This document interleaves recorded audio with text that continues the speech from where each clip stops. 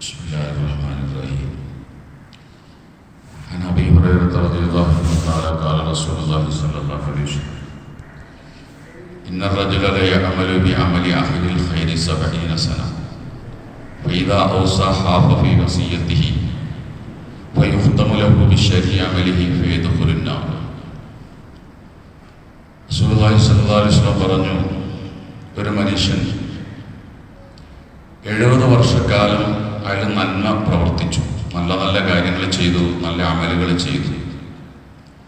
അങ്ങനെ അവൻ മരിക്കാൻ സമയത്ത് ഫൈദ ഔസ, അവൻ വസിയത്ത് ചെയ്യുന്ന സമയത്ത് ഹാഫി വസിയത്തിഹി, അവൻ്റെ വസിയത്തിൽ അവൻ അനീതി കാണിക്കും. അങ്ങനെ അനീതി കാണിച്ച് മരണപ്പെടും. അതിൻ്റെ പേരിൽ അവൻ അവസാനം ചെയ്ത തിന്മയുടെ പേരിൽ ഫേദുൽനാറ, അവൻ നരകത്തിൽ കിടക്കും. നേരെ മറിച്ച് മറ്റൊരു മനുഷ്യൻ 70 വർഷം ജീവിതാന്ത്യം വരെ അവൻ തിന്മ പ്രവർത്തിച്ച് ജീവിച്ചു. പക്ഷേ വസിയത്ത് ചെയ്യുന്ന സമയത്ത് വസിയത്തിൽ നീതി കാണിക്കും. അങ്ങനെ ആ നല്ല പ്രവൃത്തി കൊണ്ട് അവൻ്റെ അന്ത്യം സംഭവിക്കും. അവൻ സ്വർഗത്തിൽ കടക്കും ചെയ്യും. വളരെ ഗൗരവമുള്ളൊരു വിഷയമാണ് ഹദീസിൽ ബോധ്യപ്പെടുത്തുന്നത്. നമ്മുടെയൊക്കെ ജീവിതത്തിൽ സംഭവിക്കാവുന്ന രണ്ടവസ്ഥകളാണ്. വസിയത്തുമായി ബന്ധപ്പെട്ട് സ്വർഗത്തിൽ പോകുന്നവരും വസിയത്തുമായി ബന്ധപ്പെട്ട് നരകത്തിൽ പോകുന്നവരുമാണ്. വസിയത്ത് എന്ന് പറഞ്ഞാൽ ഒരു മനുഷ്യൻ തന്നെ മരണക്കിടക്കയിൽ കിടന്നുകൊണ്ട് തൻ്റെ മക്കൾക്ക് നൽകുന്ന ഗൗരവമായ ഉപദേശങ്ങൾക്കാണ് ഭാഷാർത്ഥത്തിൽ വസിയത്ത് എന്ന് പറയുക. സാങ്കേതികമായി വസിയത്ത് എന്ന് പറഞ്ഞാൽ തൻ്റെ സ്വത്ത് തൻ്റെ മരണശേഷം എങ്ങനെ വീതം ചെയ്യണമെന്ന് മക്കൾക്ക് കൊടുക്കുന്ന നിർദ്ദേശമാണ് സാങ്കേതിക അർത്ഥത്തിൽ വസിയത്ത് എന്ന് പറയുന്നത്. അതാണ് ഇപ്പോൾ സാധാരണ നമ്മൾ വസിയത്ത് എന്ന് പറഞ്ഞാൽ ഉദ്ദേശിക്കാറുള്ളത്. വിശുദ്ധ ഖുർആൻ സൂറത്തുൽ ബഖറ 180-ാമത്തെ ആയത്തിൽ വസിയത്തിനെ കുറിച്ച് പറയുന്നുണ്ട്. യാ അയ്യുഹല്ലദീന ആമനൂ ഇദാ ഹദറ അഹദകുമുൽ വസിയത്തു, നിങ്ങളിൽ മരണം ആസന്നമാകുന്ന സമയത്ത് നിങ്ങൾ നിങ്ങളുടെ മാതാപിതാക്കൾക്ക് വേണ്ടി നിങ്ങളുടെ ബന്ധുക്കൾക്ക് വേണ്ടി വസിയത്ത് ചെയ്യണമെന്ന് ഖുർആൻ പറയുന്നുണ്ട്. വസിയത്ത് ഖുർആനിൻ്റെ ഒരു കൽപ്പനയാണ്. തന്നെയല്ല റസൂൽ സല്ലല്ലാഹു അലൈഹി വസല്ലം പറയുന്നുണ്ട്, നിങ്ങളിൽ ആർക്കെങ്കിലും എന്തെങ്കിലും സമ്പത്തുണ്ടെങ്കിൽ ആ സമ്പത്ത് എങ്ങനെ ഉപയോഗിക്കണമെന്ന് വസിയത്ത് എഴുതി വയ്ക്കാതെ ഒരു രാത്രി പോലും നിങ്ങൾ കിടന്നുറങ്ങരുത്. കാരണം എപ്പോഴും മരണം സംഭവിക്കാൻ പറ്റും. അബ്ദുല്ലാഹി ഇബ്നു ഉമർ റളിയല്ലാഹു അൻഹു പറയുന്നുണ്ട്, റസൂൽ ഇത് പറയുന്ന കേട്ടതിന് ശേഷം ഞാൻ ഒരു രാത്രി പോലും എൻ്റെ വസിയത്ത് എഴുതി വയ്ക്കാതെ കിടന്നുറങ്ങിയിട്ടില്ല.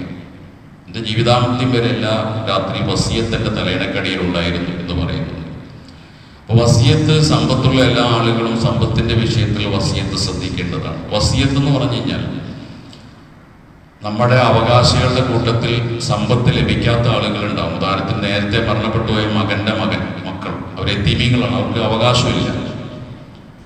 അപ്പൊ അങ്ങനെയുള്ള ആളുകളെ, അല്ലെങ്കിൽ കൂടുതൽ അഗതികളായ, അബലരായ, ദുർബലരായ ആളുകളെ പരിഗണിക്കാനാണ് വസിയത്ത് സാധാരണ ചെയ്യേണ്ടി വരിക.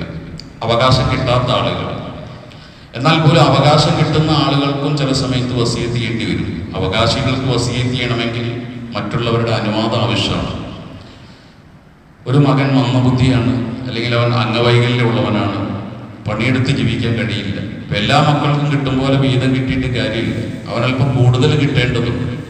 അങ്ങനെ കൂടുതൽ കൊടുക്കാൻ മറ്റുള്ള മക്കളുടെ അനുവാദത്തോടു കൂടി അവന് വേണ്ടി കൂടുതൽ വസിയത്ത് എഴുതി വെക്കുന്നത് കുഴപ്പമില്ല, നല്ല കാര്യമാണ്.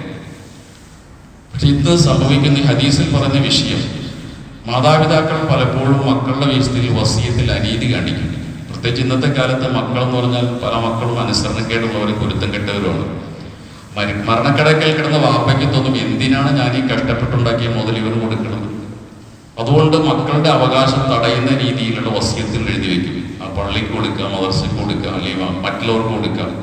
അപ്പൊ മക്കളുടെ അവകാശം നിഷേധിച്ചുകൊണ്ട് വാപ്പ വസിയത്ത് എഴുതി വെക്കുമ്പോൾ ഈ വാപ്പ 70 കൊല്ലം നന്മ ചെയ്ത് ജീവിച്ചയാളാണ്. പക്ഷേ ആ വസിയത്തെന്ന തിന്മ, വസിയത്തിലുള്ള അനീതി കാണിച്ചു. അയാളുടെ അവസാനത്തെ അമലെന്ന് പറയുന്നത് ഒരു അനീതിയാണ്, ഒരു അക്രമമാണ്. അതുകൊണ്ടാണ് അയാൾ മരിച്ചു പോകുന്നത്. അതിൻ്റെ പേരിൽ ആ മനുഷ്യൻ നരകത്തിൽ കിടക്കും. അവസാനം കാണിച്ച അനീതി.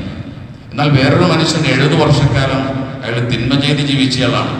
പക്ഷെ വസിയത്ത് എഴുതിയപ്പോൾ നീതി പാലിച്ചു. ഒരു മക്കളോടും വിവേചനം കാണിച്ചില്ല. മക്കൾ സ്നേഹിച്ചു ഇല്ലയൊന്നും നോക്കിയില്ല. വിവേചനം കാണിക്കാതെ നീതിപരമായി വസിയത്ത് എഴുതി വെച്ചു.